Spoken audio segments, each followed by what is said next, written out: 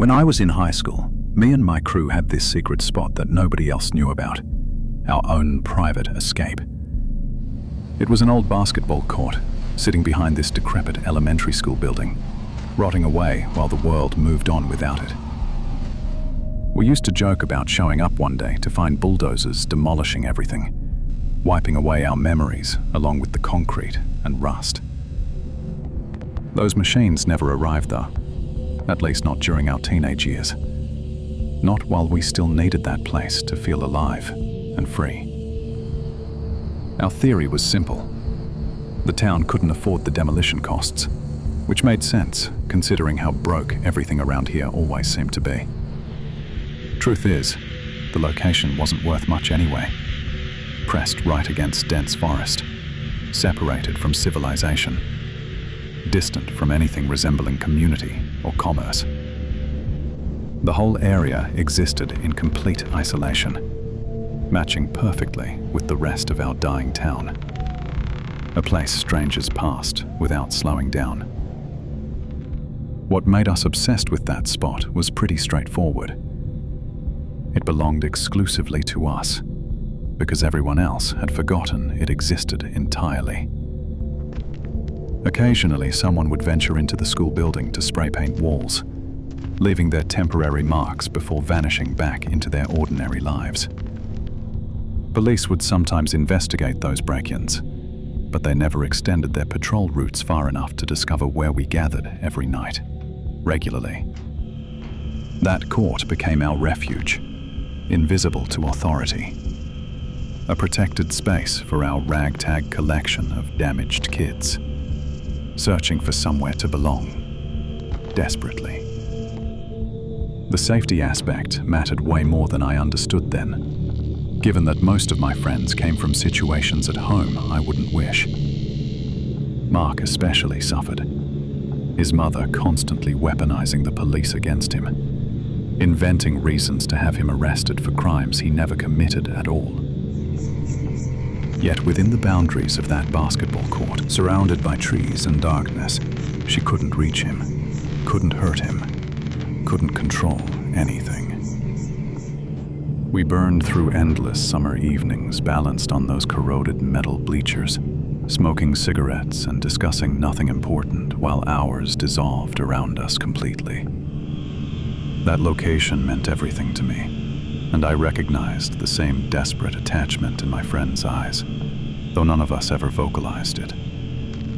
Still, even before the nightmare began, one specific detail about the place consistently disturbed me, wormed its way under my skin, and stayed there. An ancient lamppost stood adjacent to the bleachers, inexplicably still powered despite decades of neglect, humming with electricity nobody officially acknowledged or maintained. The town must have abandoned it in their records too, accidentally left it connected to some forgotten power source buried underground where nobody looked. The fixture was one of those sodium vapor models that bathed everything in a sickly orange tint, transforming our features into something ghostly and unreal. Being the sole illumination for miles around, we'd sit, immersed in its artificial amber glow each night, separated from the natural world entirely by color. The problem was its pathetic range, barely reaching beyond our tight circle, adequate only for recognizing faces but revealing nothing of our actual surroundings. Everything beyond our small radius got consumed by absolute darkness, an all-encompassing void that pressed against us from every direction, without mercy or pause. Whenever the weed hit too hard, my attention would drift toward the forest encircling us, buried in that suffocating blackness our feeble light couldn't penetrate. My mind would spiral, thinking how effortlessly someone could position themselves just outside our visible range, observing everything, analyzing our patterns and vulnerabilities methodically. They'd have perfect vision of our activities, could listen to every conversation, every secret, and we'd remain completely oblivious to their presence, watching us. The realization would crawl beneath my skin until my hands trembled uncontrollably, my pulse hammering so violently I could feel it everywhere at once. Eventually, though, somebody would crack a joke or grab my attention, temporarily dragging my consciousness away from those intrusive, paranoid thoughts about unseen watchers. Temporarily being the key word, because I'd only suppress it momentarily, burying the anxiety somewhere deep where it continued festering, making me feel exposed. Looking back now, I constantly wonder exactly how many times they actually stood in those woods studying us. How many sessions they witnessed start too. That question haunts me relentlessly. And perhaps the uncertainty itself frightens me most profoundly. The endless, terrible possibilities my imagination generates, without answers or closure. During the beginning of that summer, one night in early June, my friend Alan and I made plans to meet up at the court. I must have left my house before he did, because when I pulled into the old school parking lot, his car was nowhere to be seen. I sat there for a few minutes, engine idling, debating whether to wait or just head to the court and get things started. I decided to go ahead and walk to the court alone, get the spot ready, maybe smoke a bit while I waited for him. This was actually pretty frowned upon in our group, this unspoken rule we had about never going there alone, especially after dark descended. Even though we all liked to act tough and fearless in front of each other, walking through those woods alone at night wasn't something we did. But I always kind of enjoyed the thrill of it, that edge of fear that made everything feel more real, more alive somehow. I walked past the dark skeleton of the school building, its broken windows like empty eye sockets watching me pass in the night. Then I entered the narrow path through the woods, branches reaching out like fingers, shadows dancing in ways that didn't quite make sense. When I reached the court, the orange light was buzzing like always, that familiar electric hum that meant I'd made it to safety. I sat down on the bleachers and checked my phone, expecting a text from Alan explaining why he was running late tonight. Nothing yet, so I waited another 10 minutes or so, watching the tree line, listening to the sounds of the night closing in. But he still hadn't shown up, hadn't even texted, so I lit up and started smoking, trying to ignore the creeping unease building inside. Another 30 minutes dragged by like hours, and still nothing. No headlights, no footsteps, no Alan. Just me and that orange light and the darkness.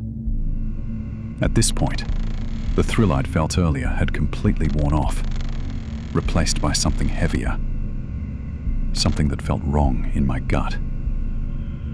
The silence felt different somehow, thicker, like the woods themselves were holding their breath, waiting for something terrible to happen to me next. I decided to walk back to my car, but within seconds I found myself jogging, then almost running, unable to control the panic rising. I texted him multiple times as I stumbled through the dark path, my fingers trembling so badly I could barely type the messages right. He never answered, not once, and that silence felt louder than any scream, more terrifying than any sound could have been then. I spent another 10 minutes sitting in my car in that empty parking lot, staring at my phone, willing it to light up with his name. Finally, I just drove home, telling myself he'd probably just blown me off, gone somewhere else, met up with some other friends instead of me. When I woke up the next morning and checked my phone, I saw that he still never texted back. Not even a single word. I was honestly a little pissed off at first, annoyed that he'd left me hanging there alone without even a simple explanation or apology. But I didn't think much of it. Not really. Not until later that afternoon, when my mum came into my room with this strange look. She asked me if I'd seen Alan recently, and something about the way she said it made my stomach drop, made everything feel suddenly cold. I called up all our friends immediately, but they knew exactly as much as I did, which was nothing at all. Just empty confusion. The last time any of us had actually seen him was 2 nights before, when we'd all been hanging out together at the court. A day passed with no word from Alan, then another day, and then another. Each one stretching out longer and more unbearable than the last. Soon enough, everyone in our small town knew something was wrong, that one of our own had vanished without a trace into thin air.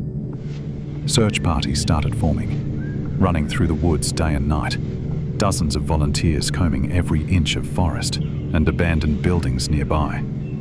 My friends and I joined several of those searches ourselves, walking for hours through those same woods we'd passed through 1,000 carefree times. But we never found him. Not a single clue. Not a piece of clothing. Not anything that proved he'd even existed at all. No one ever found anything. And as the days turned into weeks, the searches became less frequent, the hope quietly dying in everyone's eyes. To this day, Alan's body was never recovered, never found, never given a proper burial. Just gone, like he'd been erased from the world completely.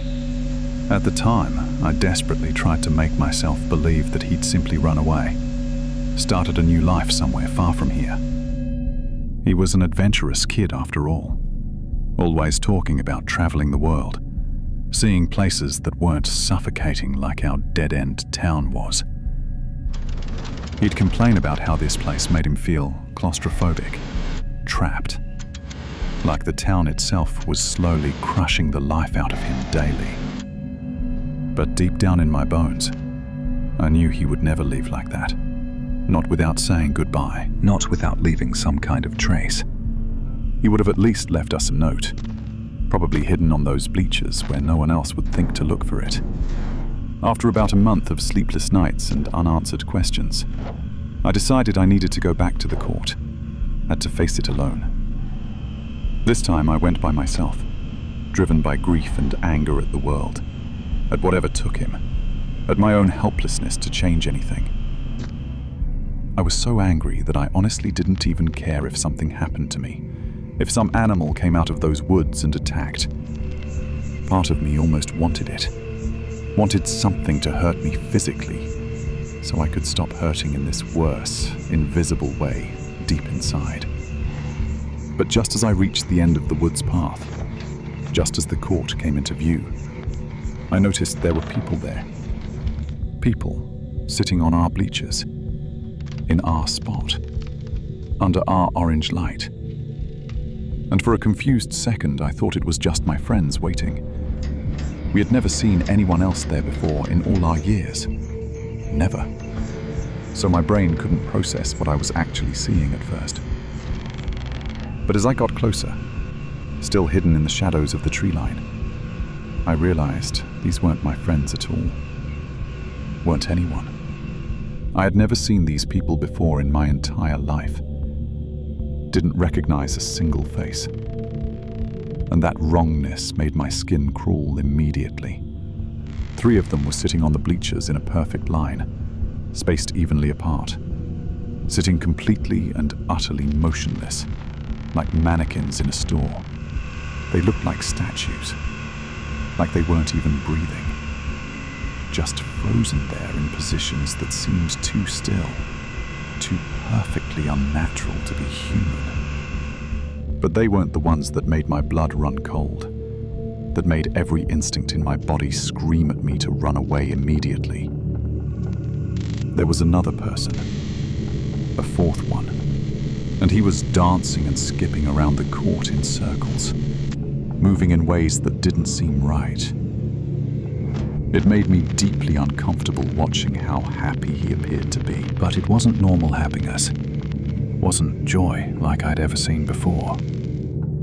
At the time, standing there, frozen in the shadows, I figured he must have been high on Molly or something equally mind-altering and powerful. Now, looking back with everything I know, I just think he's a psychopath, a genuine monster, wearing a human face as a disguise. Worst of all, even from that distance, even in that strange orange light, he looked disturbingly familiar to me, like a ghost of a memory. I couldn't pinpoint where I knew him from, though. Couldn't place his face anywhere in my memories. And that made it so much worse. It was like seeing an unfamiliar face in a dream, where you somehow know them intimately, but have never actually met them in waking life. I knew with absolute certainty that I had seen him before, somewhere, but I had no idea where. And that gap terrified me more. I couldn't handle watching anymore. Couldn't stand there another second with my heart hammering so hard I thought it might actually burst through my chest. It was just so bizarre, so wrong, so completely out of place that my mind rejected it, refused to accept what my eyes were showing me.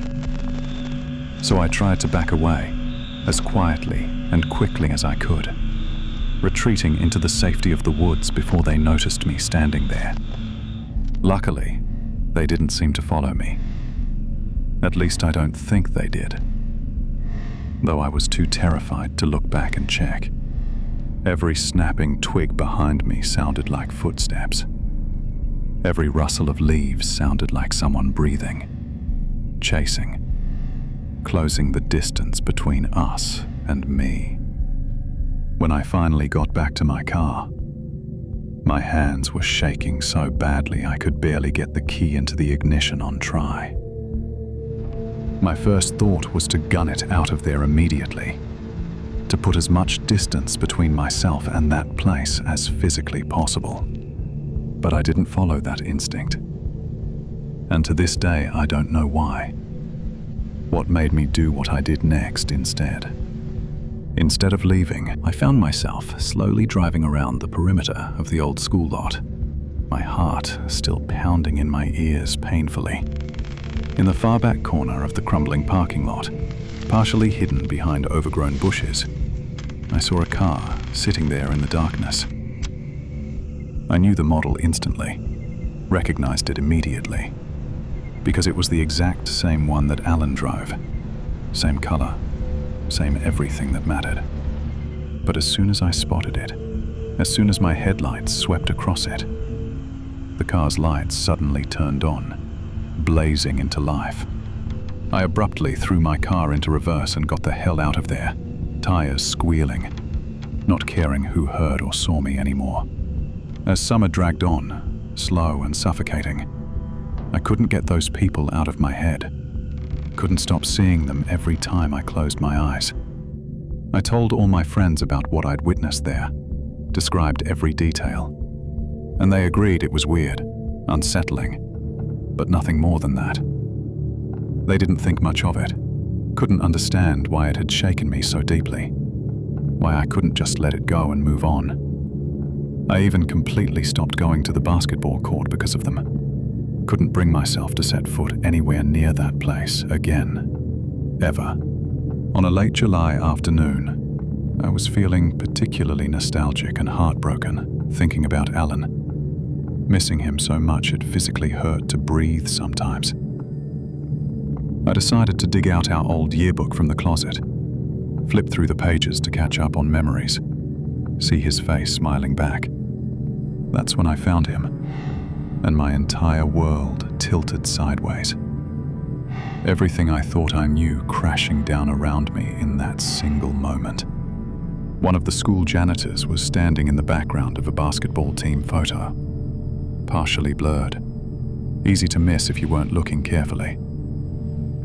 As soon as I turned the page and my eyes landed on that face, I knew with absolute certainty it was him. No doubt whatsoever. Same face, same hair, same everything. It was the dancing man from the court, the psycho who'd been skipping around in that orange light. It had to be him. I would have staked my life on it. And suddenly pieces started clicking together in the worst possible way. I couldn't believe what I was seeing. Couldn't believe I'd walked past this man in school hallways, that he'd been there all along, watching us. I told all my friends about the discovery immediately, showed them the picture, but they didn't know what to do with this information. Seemed paralyzed. Eventually, after days of agonizing over it, I worked up the courage to go to the police, to report what I'd seen and found out. I'm pretty sure they thought I was crazy, some grief-stricken kid seeing conspiracies everywhere. But they still pretended to take me seriously, at least. They said they'd do a background check on the guy, run his information through their systems, see what came up. Standard procedure, they assured me. At least, that's what they told me to my face. But I could see the doubt in their eyes, the pity for the delusional teenager. They claimed they couldn't find a single thing on him in any database. Nothing at all. Like he didn't exist outside that yearbook photo. Even his social security card didn't lead anywhere useful, hitting dead ends at every turn. Like he'd been deliberately erased from all records completely. I attempted to do some research myself online, spending hours digging through search results, public records, anything I could access from my computer. But I couldn't find a single thing either. Not one shred of information about who this man was or where he came from originally. The man was a ghost, an impossibility. Someone who existed, but somehow left no trace in the digital world. And that realization chilled me. Near the end of that terrible summer, I went back to the court one final time with a few of my closest friends by my side. I couldn't shake the feeling that I was being watched every second we were there. Eyes on me from the darkness beyond the light's reach. Every time I looked into the black abyss of those woods, I felt genuine fear crawling up my spine, paralyzing me where I sat, trembling. I longed desperately for the feeling of safety and peace that I once had in that place, but I knew it wasn't ever coming back. This place that had been our sanctuary was no longer a home to me. It was something else now, something poisoned and wrong forever. When I left that night, walking away from those bleachers for the last time, I swore to myself I would never come back here. Near the end of August, right before school started again, I was at a Dunkin' Donuts getting coffee, trying to feel normal for 5 minutes. It was early in the morning, barely dawn, so I was pretty groggy and unfocused, until I looked up and saw him standing there. The dancing man, the janitor, the ghost, whatever he was. Standing right there in line just a few feet away from me in broad daylight. It looked exactly like him, every single detail matching perfectly, and my heart stopped. Literally seemed to stop beating for several long seconds. At first, I thought my traumatized mind was just playing tricks on me, creating monsters where there were none, seeing ghosts in every stranger. But the longer I stared, the more convinced I became that it was really him. That this wasn't my imagination, or grief, or paranoia. Then he turned his head, looked directly at me, and smiled. This horrible, empty smile that didn't reach his eyes at all. Just teeth. He hurried out of the store immediately after that, moving with purpose, and I followed him without thinking, my body acting before my brain caught up. But one of his buddies was already parked curbside, right at the exit, engine running, waiting like they'd planned this exact scenario in advance. He rushed into the passenger seat, and they sped away before I could reach them, before I could do anything but stand there helplessly watching. But what I saw in those few seconds horrified me more than anything else had, more than the dancing, more than the motionless watchers. The license plate of the car they were driving away in was the exact same as Alan's. I knew it because he had a unique custom plate, 4-Pack 207. I'd seen it 1,000 times, had memorized it without even trying. And there it was on that speeding car. It was the same vehicle I had seen a month before in that parking lot, I was certain now, and understanding crashed over me. Then it all clicked together in my head, all the pieces falling into their horrible places, forming a picture I didn't want to see clearly. That was Alan's car. They had taken it, were driving around in it like a trophy, and they'd gotten a new paint job, so I didn't immediately notice back at the parking lot that night. But I should have. I should have known, should have done something. I still beat myself up over it constantly, every single day, wondering if I could have saved him if I'd just been smarter, braver. I never saw the dancing man again after that morning. Never saw the car. They disappeared, like they'd never existed at all. Ghosts again. Nowadays, it's all just a memory, one that plays on repeat in my head every night when I try to sleep and fail. A memory that I wish more than anything I could forget, could cut out of my brain, but it's burned in there forever now. Rest in peace, Alan, wherever you are. Whatever happened to you in those woods behind our sanctuary that we thought was safe, I'm sorry I couldn't protect you. Sorry I didn't figure it out fast enough. Sorry I left you alone that night when you needed me most. I hope you're somewhere better now. Somewhere far away from that basketball court and its orange light, and the things that watched us from the darkness.